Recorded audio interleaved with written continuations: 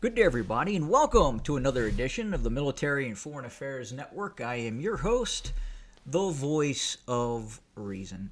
And today's episode is going to be a combination of ongoing issues, challenges, conflicts that are taking place around the world as I speak. And as I also speak, I am was attempting to watch the confirmation of Pete Hegseth, the future-facing SecDef, Secretary of Defense for the United States.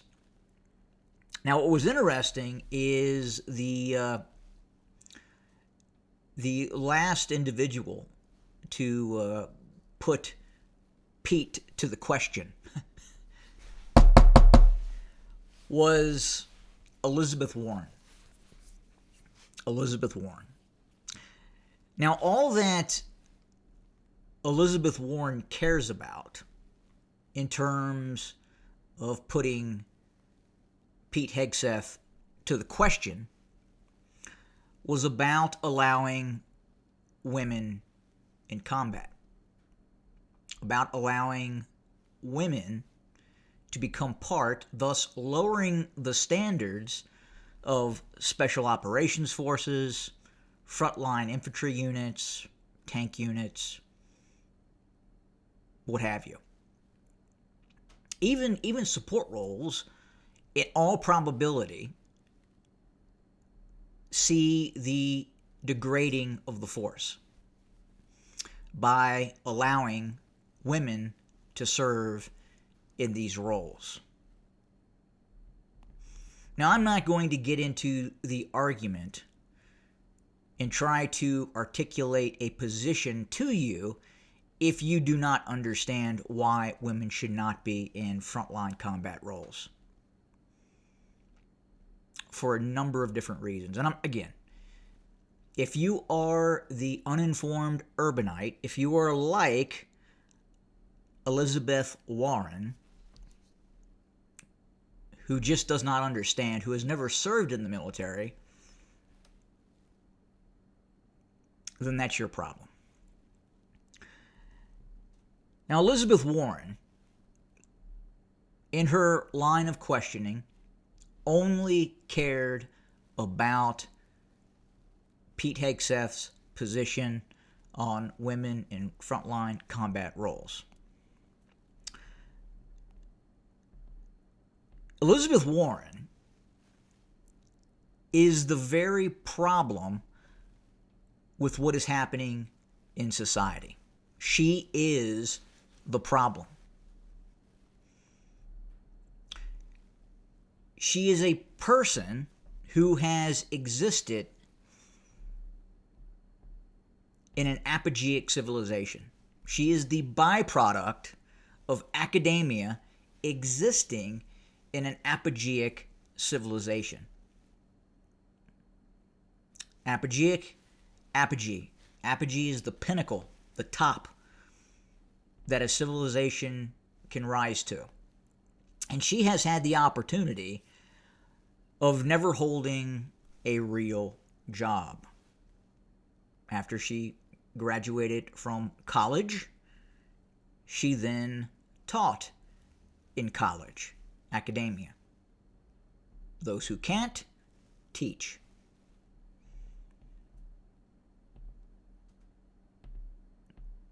It is absolute insanity that you have a person like Elizabeth Warren, who has never served in the military, doesn't understand the military, in all probability could not serve in the military, demanding that these hypothetical apogeic policies be instituted inside the U.S. military. And they are, unfortunately. These policies, these DEI, diversity, equity is the very important one, a non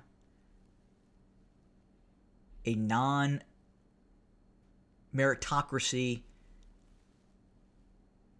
plan a non-meritocracy order that would place a female who could not pass, say, ordinary BUDS training or Ranger RASP, the Ranger selection process, in all probability couldn't pass the original standards for frontline infantry units. And then we're not even getting into the cultural aspect.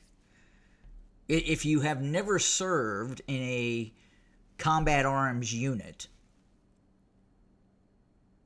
prior to the introduction of females into these roles, you just wouldn't understand. And it degrades the force. It makes the force weaker. But here she is in all her apogeic academia glory, attempting to dictate to a combat arms officer who has led men in combat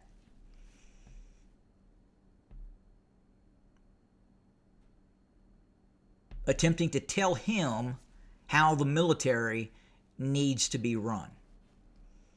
And again, this is the byproduct of this apogeic civilization. This is the byproduct of sitting in a classroom. Sitting in a classroom, taking ideas, many of which are fundamentally flawed, and then taking those ideas and trying to, in some cases, resurrect failed ideas and introduce them into modern day society. And that's what she is doing. This is why, as we speak, I'm going to leave the Ukrainian front and go over to Los Angeles. This is why Los Angeles is burning.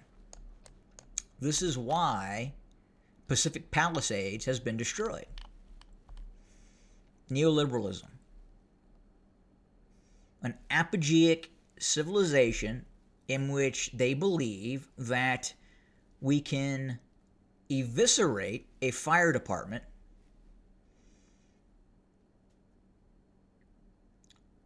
place in a homosexual female into the role simply because she is a homosexual female. It is not about her judgment, her capacity as a firefighter. It is simply because in the classroom of our apogeic civilization, for some reason, because of equity, we believe that we now need to have a homosexual female in charge of largely male firefighters. The vast majority of firefighters are men. Men are better firefighters than women. They are bigger, they are stronger, they are faster, and they tolerate stress on a level that a female firefighter cannot. That is the fact.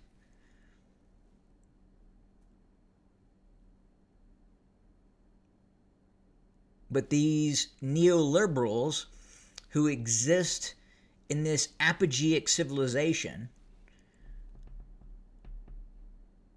where they are trying to resurrect flawed ideas and create flawed ideas and inject them into modern society, this is why Los Angeles is reaping what it sowed. This is what you get. It's your fault. You voted for them, they are in power, and they destroyed your city. You lost your home because of this apogeic civilization neoliberalism. And they're doing the same thing to the United States military. Absolutely. Are you watching the nomination? Have you turned it on? Have you checked it out? Are you looking at some of these nonsensical questions and concerns these neoliberals, these infantile neoliberals have? It's absolutely incredible and maddening. And thus, as we talked about yesterday, in England, the United Kingdom, cause and effect, it's the same thing. It's the same ideology, the same self-destructive ideology that has destroyed Pacific Palisades, that is going to destroy the United Kingdom. And make no mistake, please make no mistake, you are going to be destroyed if you live in the United Kingdom. The track that you are on right now, as we talked about yesterday, you will be conquered, you will be subjugated, and your children and your children's children, or your children's children's children, will exist under the rule of a high control cult unless you do something about it. That is the path that you are on. Different means to an end, but it is the same path the United Kingdom is on as Los Angeles and the Pacific Palisades. Same path. Destruction. You are on that path, UK. Now, should the United States be interested in what is happening in the United Kingdom? Absolutely. If the United States is somehow able to cleanse the country, to purge the country of the likes of Elizabeth Warren, these apogeic neoliberals, we have to help the United Kingdom. Our bonds that exist between England, the United States, are bonds that should unite us in a cause to prevent these self-destructive ideas. And we have to help them. It is not in the interest of the United States to watch England destroy itself. It is not in the interest of the United States for the United Kingdom to fall under the control within the next 30 years of a high control cult. And you're heading that way, England, as is France, as is Germany.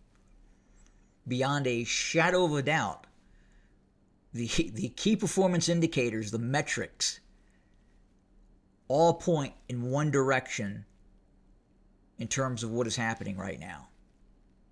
That is, you will become subjugated by a high control religious cult that originated in another part of the globe.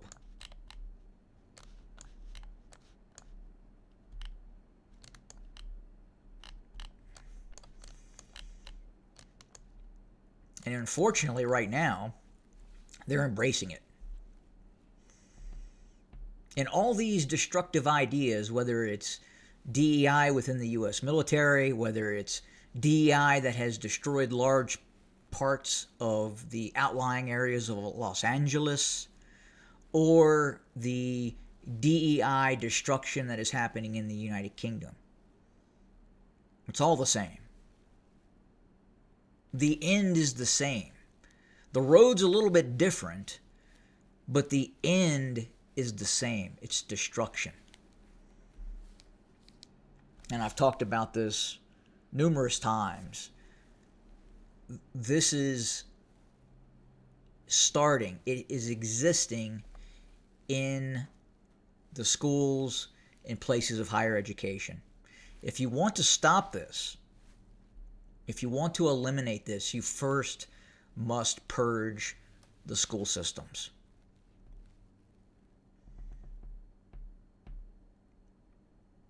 You have to. It is an absolute must.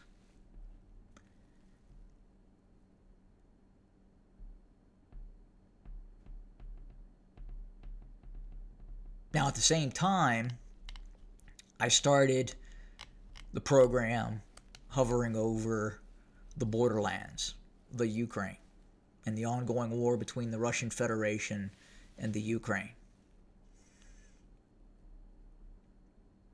Again, we arrived here. This war, the cause of this war is globalist neoliberalism. Beyond a shadow of a doubt, this is how we arrived. This is how we arrived. And again, this is another path.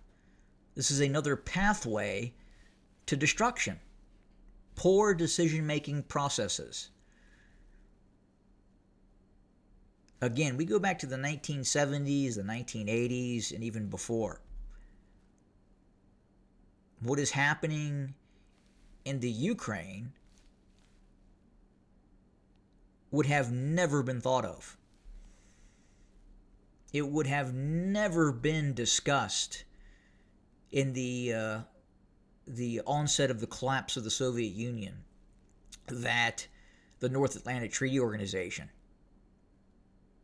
and its neoliberal rulers would push that alliance into the Ukraine. A key Soviet republic at the time. In all probability, the Soviet Union would not have collapsed if it had vision into the future. It would not have allowed this to happen. There probably would have been a Third World War. Absolutely. Kosovo, Serbia.